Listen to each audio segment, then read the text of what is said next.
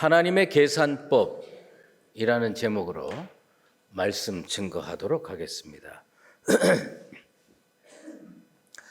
강자와 약자가 맞붙어 싸우면 누가 이길 것 같습니까? 강자가 이기죠. 우리는 100% 강자가 이길 것이라고 생각을 합니다. 그런데 역사적으로 보면 반드시 그런 것은 아니라고 합니다. 의외로 약자가 이기는 경우가 꽤 많이 있다고 합니다. 말콤 글래드웰이라고 하는 사람이 다윗과 골리앗이라는 책에서 역사적으로 쭉 살펴보니까 강대국과 약소국이 싸울 때 약소국이 이길 확률이 28.5%라고 기록하고 있습니다. 28.5%면 10번 싸우면 3번은 약자가 이긴다는 겁니다. 저는 그 숫자를 보고 깜짝 놀랐습니다. 지금 우리 주변에 전쟁이 일어나고 있죠. 러시아와 우크라이나 전쟁이 일어났어요. 강대국은 어디입니까? 러시아죠. 우크라이나는 약소국입니다. 여러분은 이 전쟁 누가 승리할 거라고 봅니까? 만약에 약소국이 강대국을 이길 수 있다면 어쩌면 우크라이나가 이길 수도 있을 겁니다. 그러면서 그 말콤 글래드웰이 매우 중요한 전쟁의 규칙을 우리들에게 이야기하고 있습니다. 뭐냐면 약자가 강자를 이길 수 있는 방법이 있다는 겁니다. 강자가 원하는 시간에, 강자가 원하는 장소에서, 강자가 원하는 방법으로 싸우면 백전백패한다. 그러므로 어떻게 싸워야 되느냐? 강자가 원하지 않는 시간에, 강자가 원하지 않는 장소에서, 강자가 원하지 않는 방법으로 싸워야 이길 수가 있다. 싸움의 규칙을 바꿔라. 싸움의 규칙을 바꾸지 않으면 약자는 강자를 이기기가 힘들다고 얘기하는 겁니다. 조금 더 이해가 쉽게 제가 설명을 해볼게요. 제가 어렸을 때 축구 좀 했습니다. 여러분은 무시할지 모르지만 그래도 내가 동네에서 이름 꽤나 날리던 사람입니다.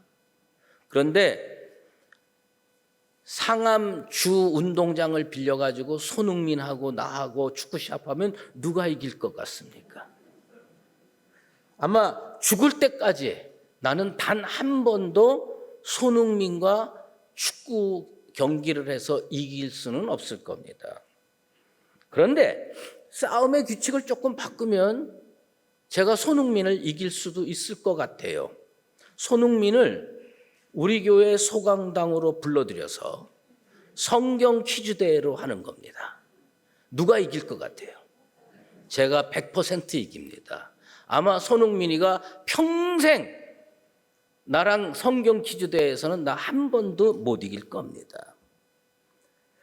오늘날 대부분의 가정에서 진짜 권력을 휘두르는 사람은 남편이 아니라 부인인 걸 우리들은 다 알고 있습니다. 육체적인 완력으로 싸운다면 남편들이 백전백승할 겁니다. 그런데 남자들이 모르게 여성들이 싸움의 규칙을 살짝 바꿔놨습니다. 남자들은 진짜 어리석어요. 규칙이 바뀐 것을 몰라요. 뭐냐면 부인들이 만들어 놓은 싸움의 규칙은 완력으로 하는 게 아닙니다. 기억력과 말로 싸우자. 그래서 매일 싸우면서 뭘 하냐면 당신은 언제 어떤 날 이런 걸 했는데 지금은 왜 이러냐. 그럼 우리는 기억이 안 나요. 그리고 말로 몇 마디 하면요 10분도 안 돼서 대부분의 남편들은 씩씩거리다가 판정패하고 맙니다. 기억력도 안 되고 말도 더더욱 안 되기 때문입니다.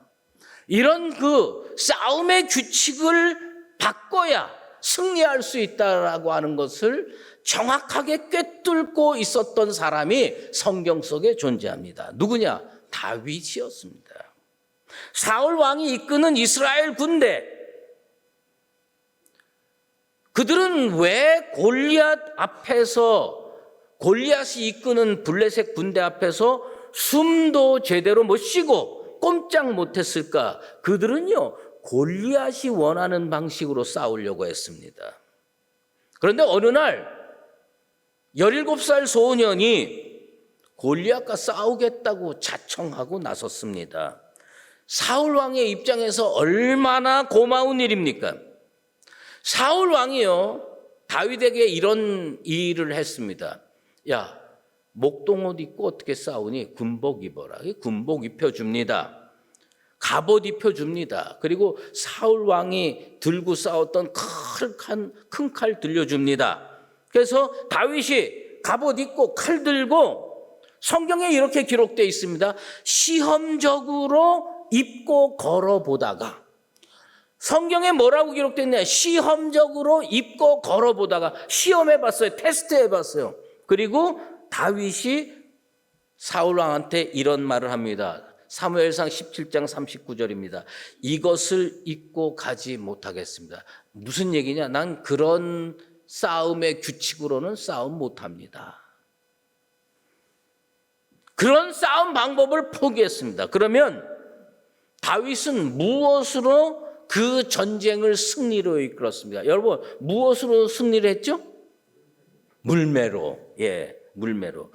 많은 사람들이 물매로 이겼다고 생각합니다. 이거 100점 만점에 10점도 안 되는 거 아십니까?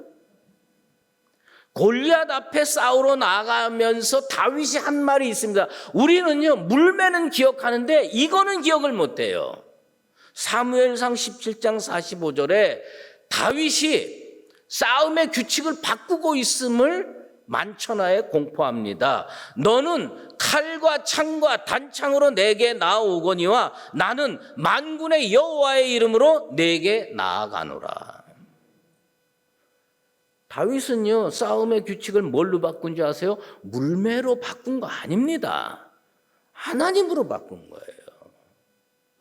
골리앗은 전통적인 방식으로 싸웠어요. 갑옷 입고 큰 칼 들고 싸웠어요. 그런데 다윗이요, 그 방식으로는 이길 수 없는 걸 자기도 잘 압니다. 그래서 나는 내가 가장 잘하는 거 뭘 들고 나가야 승리할 수 있을까? 다윗은요, 하나님을 잘 알고 있어요. 그래서 뭐예요?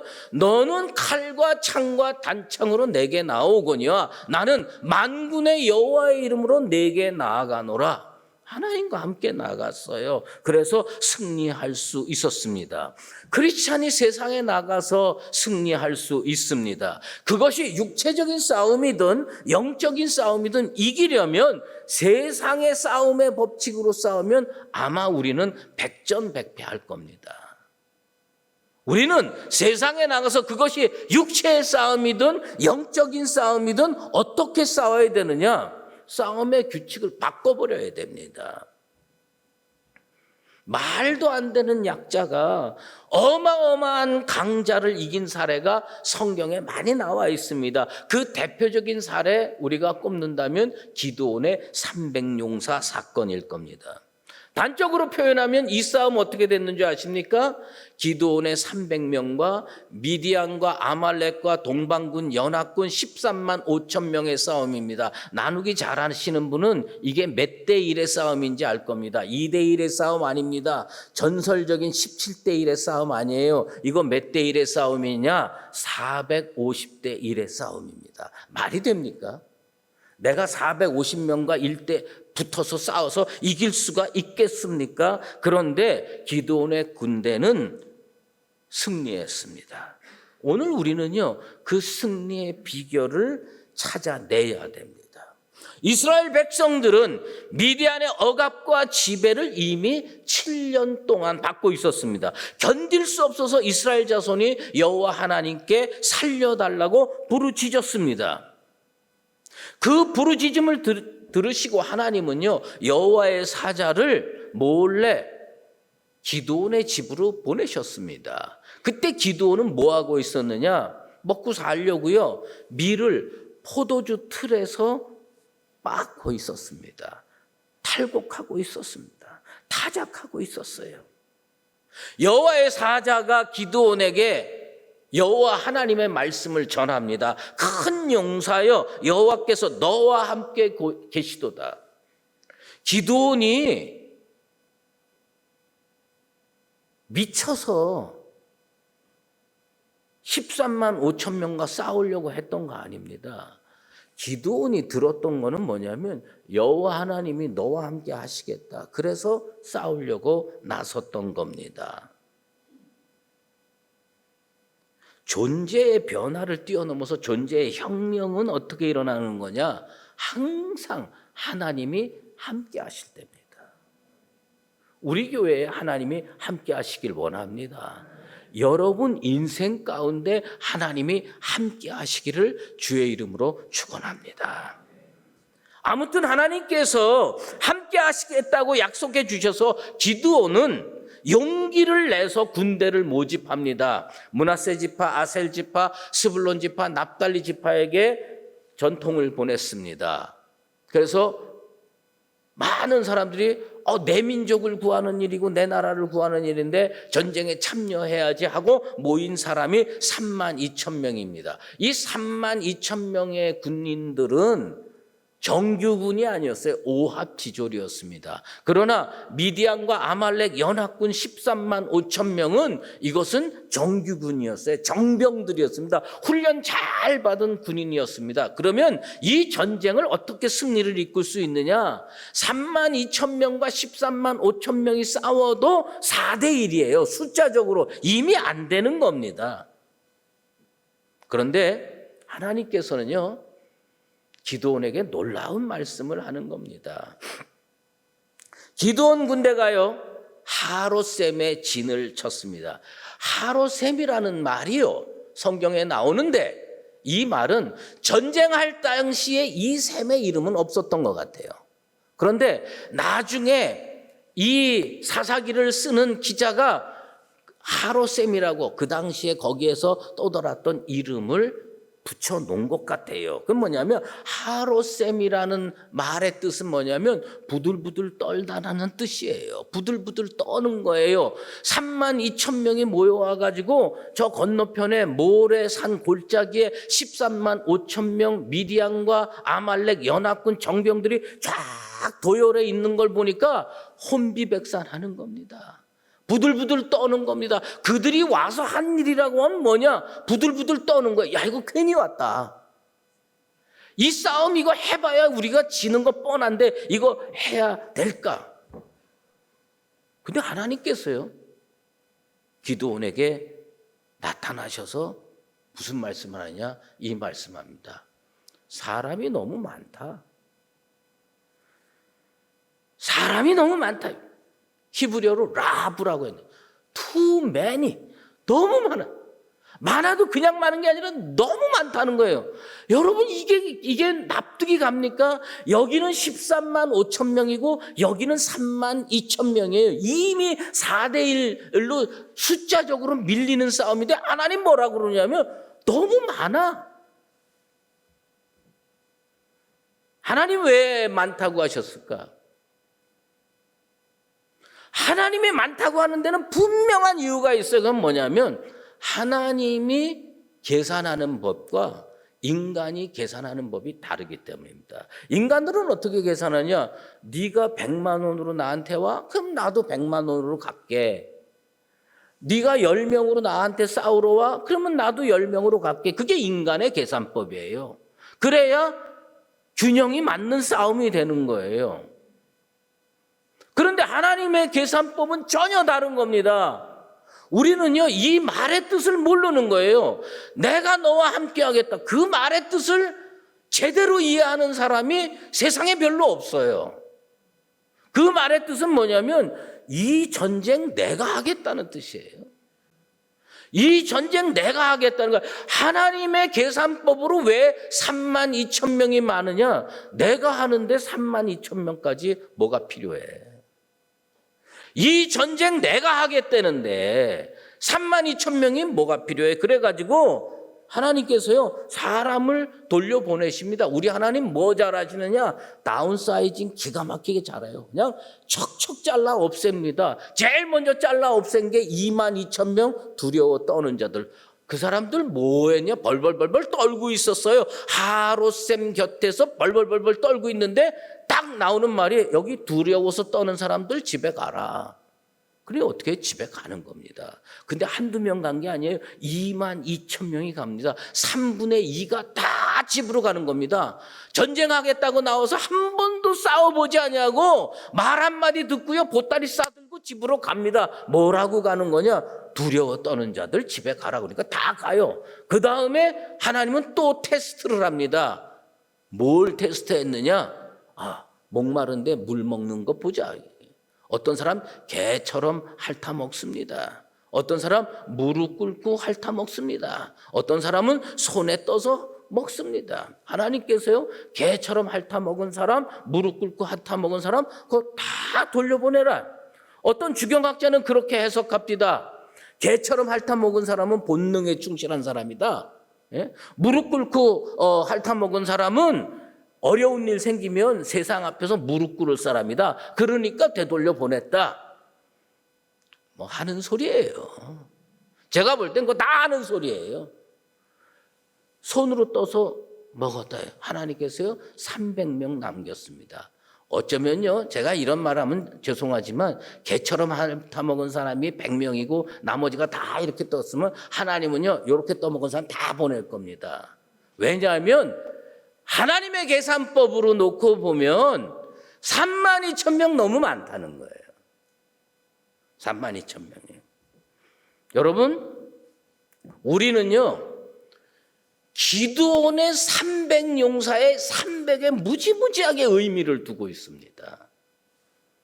잘 훈련된, 영적으로 잘 훈련된 300명이면 어떤 전쟁도 이길 수 있겠구나. 착각하지 마십시오. 안 됩니다. 잘 훈련된 300용사 가지고 13만 5천 명하고 싸워서 이길 수 있는 확률 저는요 1%도 안 된다고 봅니다. 어리석은 생각입니다. 300명은 전쟁을 승리로 변화시킬 수 있는 최소한의 숫자가 아닙니다. 도저히 승리할 수 없는 숫자에 불과합니다. 그러면 왜 300명이 남겼느냐? 가장 중요한 승리의 원리는 뭐냐? 내가 너와 함께 하겠다. 그 전쟁 내가 치르겠다. 그러니 100명을 남기든 300명을 남기든 3명을 남기든 남겨라. 내가 하면 이긴다. 그건 뭐예요? 하나님이 그 전쟁 하시겠다는 이유입니다. 여러분, 여호와께서 너와 함께 계시도다라는 말씀, 이 말씀의 의미를 제대로 깨닫지 못하면요, 우리는요, 기드온의 300용사를 남겨가지고 가서 전쟁에 승리 못합니다. 만약에 어느 날 여러분 하나님께서 나타나셔서 내가 너와 함께 하겠다는 말을 들었어요. 여러분이 약속의 말씀을 들었어요. 그러면 하나님 나와 함께 하시면 이것을 어떻게 해석해야 됩니까? 지금의 나에다가 플러스 알파 이겁니까? 이게 매우 신앙적인 것처럼 보일지 몰라도 이거 가지고는 이길 수가 없습니다. 지금의 나가 상수로 존재하고 플러스 알파 변수로 하나님을 붙이면요 이것처럼 불신앙이 없습니다. 이것처럼 비신앙이 없어요. 그러면 어떻게 해야 되느냐? 하나님이 상수로 존재하고 내가 알파가 되면 됩니다. 기드온의 300용사의 의미가 뭐냐? 이 전쟁 하나님께서 하시겠다는 거예요. 이 전쟁 하나님께서 하시니 너희들 300명 플러스 알파로 붙여라.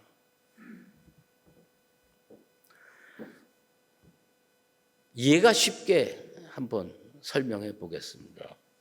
저희 교회 마당에서 우리 교회 아동부 아이들 한 서너 명이 점심이 왔는지 저녁이 왔는지도 모르고 거기서 막 뛰어논다고 합시다. 내가 이렇게 보니까 아이들이 식사 때를 거르고 거기서 막 뛰어놀아요. 그래서 제가 나갔습니다. 진짜 아니에요. 내가 나갔어요. 나가서 얘들아 배고프지? 네, 목사님 배고파요. 내가 짜장면 사줄게. 네, 그리고 얘네들이 날 쫓아서 같이 짜장면 먹으러 갔어요. 짜장면 먹으러 가가지고 야, 어떻게 짜장면만 먹겠니? 그리고서 내가 탕수육까지 시켰어요. 그래가지고 아이들 4명과 제가 탕수육에 짜장면을 잘 먹었습니다. 식사 다 끝나고 그리고 제가 아이들한테 야, 5만 원 나왔다. n분의 1로 나누자. 그래가지고 너도 10,000원, 너도 10,000원, 너도 10,000원, 그리고 나도 10,000원 이렇게 해서 하면 그 아이들이 우리 교회 다닐까요? 안 다닙니다. 그 아이들 절대로 우리 교회 안 다닙니다. 왜요? 믿을 수가 없어요. 하나님이 포도주 틀에서 밀 까부르면서 겨우 먹고 살겠다는 사람 찾아와가지고 내가 너와 함께 하겠다고 말씀해 주셨잖아요. 내가 너와 함께 하겠다고 그러는데 전쟁 나가가지고 숫자가 모자라니 에브라임 지파에서 더 데리고 와라. 숫자가 모자라니 루벤 지파에서 더 데리고 오고 유다 지파에서 더 데리고 와서 쟤네들 13만 5천 명이니 우리도 13만 5천 명 맞추자. 그러면요 우리 하나님 믿을 필요 없어요. 하나님이 어떤 분이냐? 하나님의 계산법에 익숙해야 돼 우리가. 하나님이 나에게 내가 너와 함께 하겠다 그러면 그 전쟁은 하나님이 하시겠다는 거예요. 하나님이 전쟁의 주관자고요. 나는 플러스 알파로 딱 붙으면 이 전쟁 반드시 승리합니다. 그런데 마치 믿음이 무지무지하게 좋은 것 같은데 하나님 이 전쟁 제가 치르겠습니다. 그리고 하나님이 변수로 알파로 존재하소서. 그래가지고 하나님이 여기 딱 붙으면요. 그 전쟁 이길 수가 없습니다. 지금 한국 교회의 문제가 뭔지 아십니까? 오늘날 성도들의 문제가 뭔지 아십니까? 내가 주관자로 존재해요.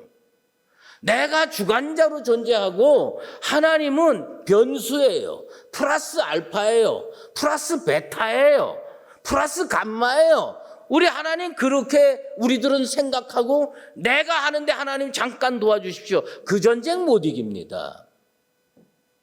다시 손흥민으로 돌아가십시다. 손흥민하고 내가 또 축구 시합했어요. 전력 보강했습니다. 우리 교회 임종우 목사하고 나하고 둘이 가서 이제 손흥민하고 상암운동장에서 축구 시합합니다. 이길까요? 질까요? 집니다. 저 인생이 아무리 뛰어나도 손흥민하고는 안 되는 거예요. 그런데 하나님이 함께 하시겠다. 그러면 이건 말이 달라지는 거예요. 왜 달라지느냐? 아마 손흥민이 나한테 축구 못 이길 겁니다. 나는 무슨 일이 일어난지 모르는데 손흥민이 그라운드에 누워있어. 코로나에 걸렸는지 배탈이 났는지 누워있어. 그러면 나는 그냥 볼 몰고 들어가서 골 넣으면 되는 거 아니겠습니까? 우리는요, 이 싸움이 어떻게 진행된지를 알아야 됩니다. 이 미디안과 아말렉의 13만 5천 명이 자고 있었어요. 그런데 새벽 2시에 이 기드온의 300용사가 항아리 들고 나팔 들고 횃불 들고 갔습니다. 그리고 항아리 와장창 깼어요. 그리고 나팔 팍 불었어요. 그렇게 부르고 했는데 어떻게 됐습니까?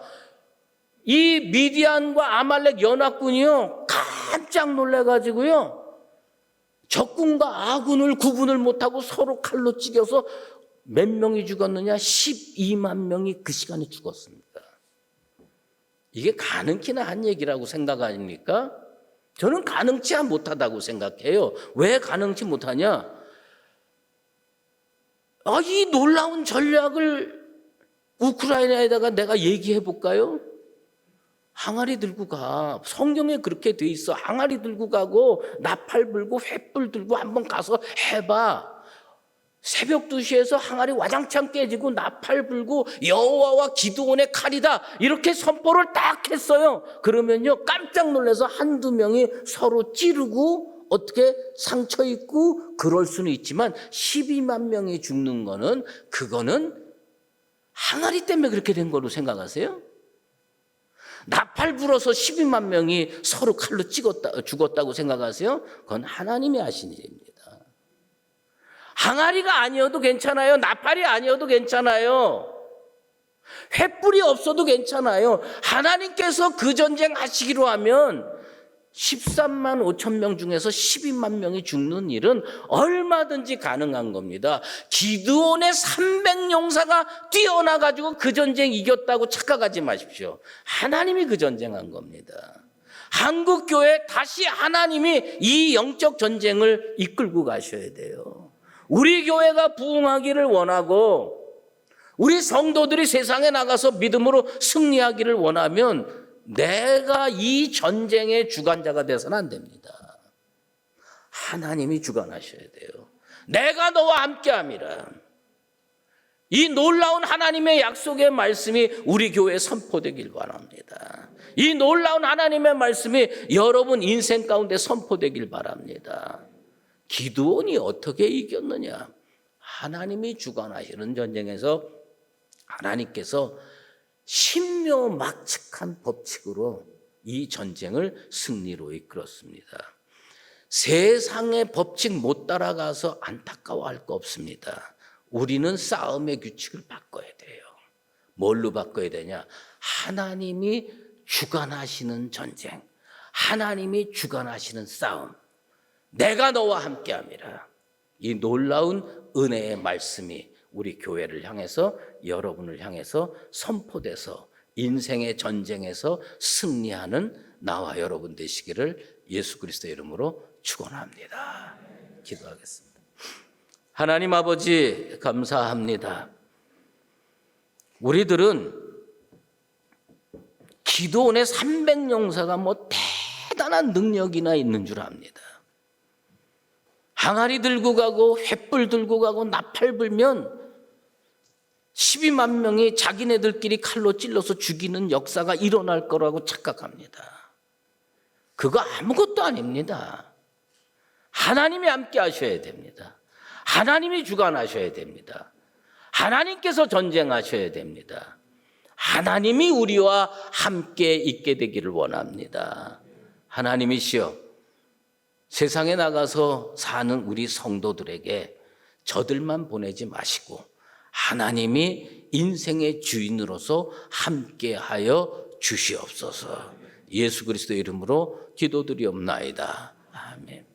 이제는 우리 구주 예수 그리스도의 은혜와 하나님 아버지의 사랑과 성령님의 다함없는 교제와 또 축복의 은사가 하나님의 계산법대로 살기를 원하는 수유지일교회 모든 권속들과 또 그 사업 위에 또 우리나라 위에 또 북한의 동포들 위에 지금부터 영원까지 함께하옵시기를 간절히 축원하옵나이다.